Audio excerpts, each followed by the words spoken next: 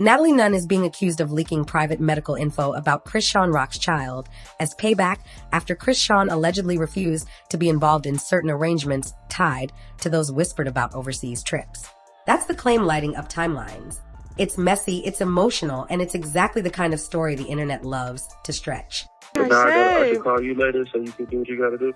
No, you don't gotta call me later. I just don't want to argue. You can stay on the phone. I guess you're busy, so I'm gonna call you later. Huh? I'm not busy at all. You've seen how it starts. A blurry clip, a slippery caption. My friend told me. I guess you're busy, so I'm gonna call you later. I'm not even busy. Okay. You're busy right now. I'm not busy. I'm not busy. I'm not busy. Then 3 creators repeating what the first creator implied.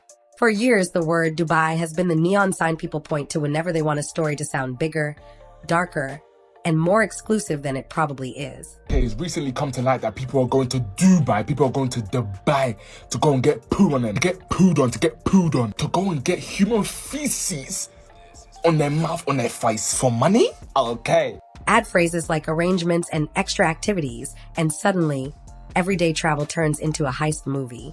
I moved to Dubai to become a porta potty. And if you don't know what that is, it's women who come to Dubai and get pooped on for $50,000. Before you buy any storyline, clock the brand behind it. Natalie didn't just land in the middle of a messy rumor mill. She built a public persona that thrives in loud rooms, executive energy, front-facing confidence, and a talent for turning friction into fuel. And then people do like hop on the internet and say that you're running a prostitution ring. You know, it's annoying because I'm putting money in people's pockets. Yeah. And ultimately, it's not always about money, but it is about like just the simple fact that like I put you on. I gave you some, I fed you a little bit, okay? That's not an accident. It's strategy. She knows that control isn't only about contracts. It's about controlling the rhythm of the conversation. Drop a statement, let it marinate. Go quiet, let them speculate. Return with a bigger move when the room is loudest. And I'm not just in the United States. I think that's the whole thing, is that she's always overseas. It was a Dubai, London. Like with my trip with you to Dubai, that was my first trip ever. Like out of the country. She met me in Raleigh. That was your first time going out the country? Yes, ever. I made her get a passport. Right, exactly. So the reason allegations stick to powerful figures is simple. The bigger your footprint, the more footprints people think they can see, even when they're just shadows. Natalie's edge is that she acts like a headline is a sparring partner, not a sentence. She'll deny what she denies, pivot when it serves, and keep booking wins while the comment section argues. I'm talking about you, baby, because it don't get you views. Like, you can't talk about your own cage. You know why? Because it ain't gonna get you views. It's not gonna get people watching. So yeah, talk about what's most wanted. Talk about what's most talked about. Me, Chrisean. Here's the tale that won't sit still. Chrisean was allegedly approached about certain arrangements. Influencers are going to Dubai to get pooed on. I cannot believe it. I don't care how much money you're getting paid. You're allowing another being on this earth to release their bowels onto your body and your face. Said no, and that no supposedly ticked off the wrong people. Truth? Fiction? The honest answer online is who knows. But the narrative is too cinematic to die. Chrisean finna be on the run because somebody was able to send pictures to the police department of Chrisean's junior genital parts, and they said he was bleeding from his diaper. Then came the screenshots, cropped images, blocked names, fuzzy stamps no one could trace, posts claiming to show private medical info about a child. She allegedly has not been taking him to his hernia surgeries, so they're not up to date as well. He also has severe diaper rashes. And not just any child, their child, weaponized at maximum volume. It's been like one thing after another when it comes to that baby. It first started when she was in Walmart and his head was hanging over while she had the dog in her hand. If you watched that storm roll in, you saw the machine spin up. Creators racing to be first, captions trading in shock, and strangers deciding what a family should do next. But Blueface told us and we thought he was lying. And I just find it so crazy that neither one of her family members want to take the baby and help her with the baby. I find that so strange. Like, she's a first-time mom. But here's the thing the internet keeps forgetting. Unverifiable images are not truth. They're tactics. Posting supposed private medical info, especially about a minor, isn't tea, it's pressure. It's meant to embarrass, corner, and control through public humiliation. And it works because it triggers our deepest reflexes. Something to say about a kid. my son, Chrisean Jesus Malone Jr., he's straight. He's $1 billion baby, so stay tuned. But no, he's not blind. No, he's not. He's a child. Protect the child, punish the parent, demand answers now. But quick outrage is notoriously bad at accuracy. By the time a denial arrives, or a context drop, or a "this is not what it looks like," the loudest version of the story has already hardened into what people call common knowledge. Like, everybody my mother, you just mad that it's not you. Fuck you talking about. All right, and then let's really get in the nitty gritty though. Let's really get in the nitty gritty. It's not fake. So I don't know why I keep saying it's fake. I just got it professionally done at a place where they do like some real good shit. Two. That's not truth. That's momentum. And if it felt like the verdict got delivered overnight, the next controversy poured more fuel on the fire. Another surge, another split screen. Clips claiming a child was left in a car, posts insisting a staffer had to step in, and a public denial that any platform action was tied to that moment. Weird, it's a different demon. Two, I did not leave my child in no freaking car. He was outside where everybody was standing.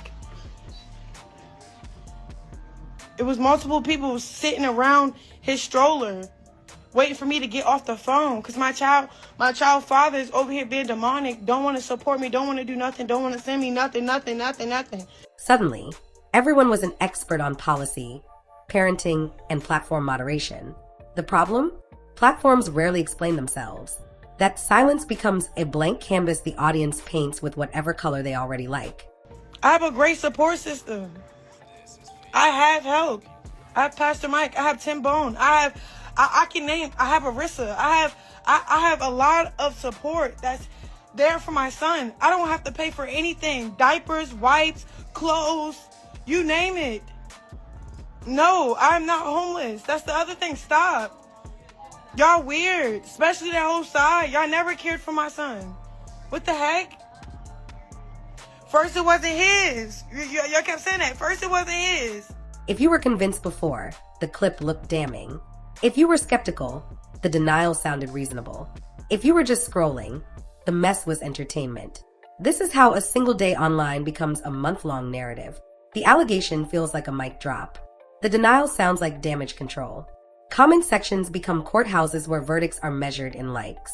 And in that noise, the actual complexity of real life gets flattened into a headline people can fight about. Not discuss, fight about. Because conflict sustains watch time, and watch time sustains the entire business. But there's one earlier moment that still haunts the timeline, and it explains why later rumors travel so fast. In 2023, a graphic post about their infant's medical condition exploded across feeds. People argued about boundaries, consent, and basic decency. That single image seared into memory, and once it lived rent-free in the culture, every later story about parenting or health came preloaded with bias. Fair, maybe not. Real, absolutely. When an intimate medical moment goes public, the internet doesn't forget. It revisits. It cross-references. It uses the past to grade the present, even when situations are nothing alike. So when whispers about leaks started again, many didn't evaluate them in a vacuum. They pulled up that old picture in their minds and let it tint everything new. That's how narratives get sticky. One shocking receipt becomes the lens for 1,000 unrelated claims.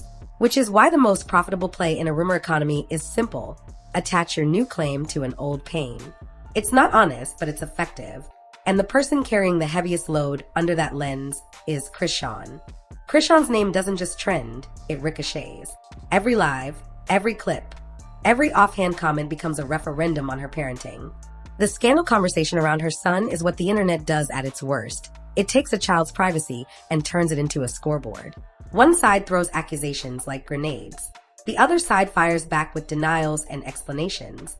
In the middle is a mother who can't win, because the crowd isn't scoring facts, it's scoring vibes.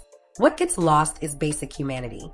Babies cry, appointments move, families disagree in public when they should have been able to disagree in private. But the feed doesn't reward patience, it rewards spectacle. So the narrative tilts ugly. Every photo is proof. Every missed detail is a conspiracy. Every quiet day is a setup for the next blow up. Chrisean's challenge isn't just managing real life. It's managing the version of her life that strangers remix for views. Does that mean criticism is always unfair? No. It means the bar for evidence keeps dropping until all that's left is performance. A crop screenshot here. A guess there. A caption that sounds right, because it rhymes with last month's disaster. The scandal becomes self-sustaining. One rumor births 5 theories. 5 theories birth 1,000 judgments, and none of them have to be true to hurt. And when hurting pays, the marketplace gets crowded. Let's be brutally clear about the incentives. Allegations pay. Denials pay. Exposed thumbnails pay. Even this is fake videos pay. Each one generates a spike.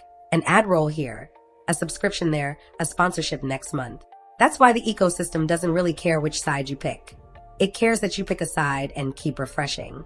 For personalities, controversy can be a ladder. For platforms, volatility is free marketing.